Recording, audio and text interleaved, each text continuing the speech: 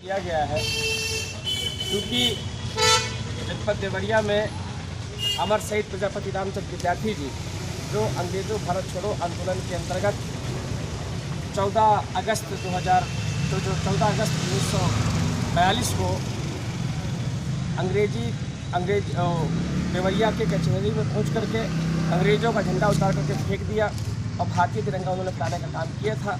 तत्पश्चात वहां पर ठाकुर उमराव सिंह जो अंग्रेज़ों के मजिस्ट्रेट थे उनको गोली मार करके शहीद कर दिया था। उनकी याद में जो अंग्रेज़ों की पुरानी जो तहसील थी उस तहसील परिसर को ही उनका संग्रहालय और पार्क बना दिया गया था। परंतु भाजपा की सरकार जातिवादी मानसिकता से ग्रसित होने के कारण वहाँ पर पर्यटन विभाग का ऑफिस बना रही है, जिसके विरोध में ये रथ यात्रा निकाली गई है।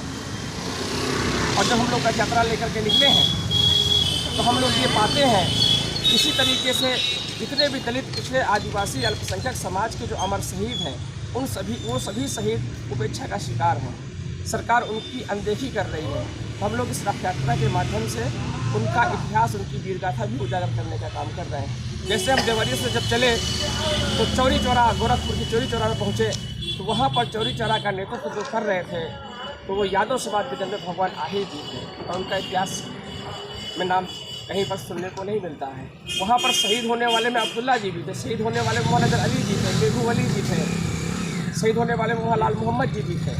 वहाँ पर SC ST OBC के काफ़ी संख्या में नौजवान साथी शहीद हुए। ये सर आपने ठीक इसी तरीके से जब हम लखनऊ पहुँचते हैं तो वहाँ पर पासी समाज में जन्मी वीरांगना उदा देवी पासी जी 36 अंग्रेजों को गोली मार देती हैं और वो वहाँ पर शहीद हो जाती है। पर उनका भी इतिहास ये लिखा जाता है कि अज्ञात वीरांगना।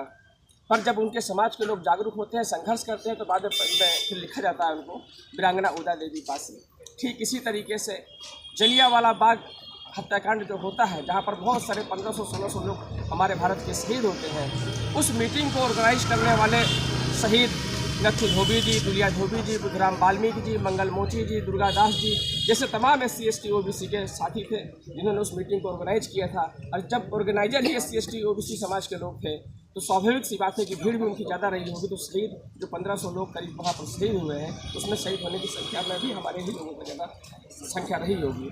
ठीक इसी तरीके से जलियांवाला बाग में ही एक कम उम्र का व्यक्ति मौजूद था जो इसने ये प्रण लिया कि मैं जनरल डायर को, जिसके इशारे पर जलियांवाला बाग हत्याकांड हुआ था, तो उसका बदला वो लेंगे। और वो जब बड़े होते हैं और जब पता चलता है उनको कि जनरल डायर इंग्लैंड चला गया है तो वो इंग्लैंड गए और कई सालों तक वहाँ की पार्लियामेंट के बाहर चाय की दुकान में काम कर दिया उन्होंने। और मौका पा करके इंग्लैंड की संसद में घुस करके उन्होंने जनरल डायर को वहाँ पर गोली मारी और वो वहाँ शहीद हुए हैं। कहने का आशय ये है कि जो शहीद हैं सभी शहीदों का सम्मान हम करते हैं, चाहे वो शहीद भगत सिंह जी हो, चाहे वो चंद्रशेखर आज़ाद जी हो, चाहे कोई अन्य हो। पर बड़ा सवाल है कि जब सबका उद्देश्य एक था, जब सबका मकसद एक था कि भारत को आज़ाद कराना है और उस सर्वोच्च उद्देश्य को प्राप्त करने के लिए अपना सर्वोच्च बलिदान देते हुए सभी लोग शहीद हुए हैं, तो फिर सम्मान बराबर क्यों नहीं? बड़ा सवाल है।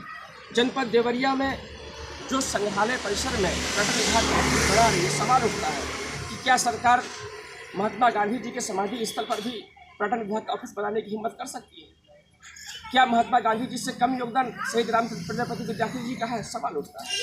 ठीक इसी तरीके से हम लोग इस रथ यात्रा के माध्यम से सरकार से मांग कर रहे हैं पूरे प्रदेश में घूम करके कि जितने भी दलित पिछड़े आदिवासी अल्पसंख्यक समाज के जो अमर शहीद रहे हैं उन सभी शहीदों का इतिहास इंग्लैंड की गजेटियर से मंगा करके यहाँ पर NCERT की पुस्तकों में सम्मिलित कराया जाए और उनकी वीर गाथाओं को जनता तक पहुँचाया जाए।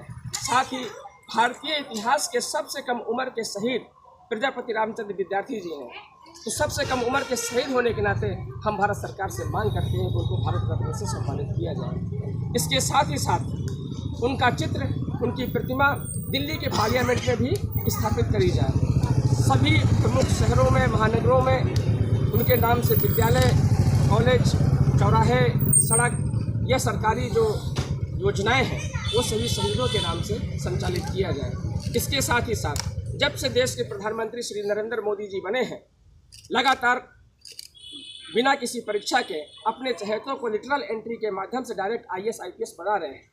अभी उन्होंने हाल ही में उनकी पार्टी के दिल्ली प्रदेश के पूर्व प्रदेश अध्यक्ष मनोज तिवारी जी के भाई को भी उन्होंने डायरेक्ट बिना एग्जाम के आईएएस बनाया है। लोकसभा के स्पीकर ओम बिरला जी की बेटी को भी उन्होंने डायरेक्ट आईएएस बनाया है।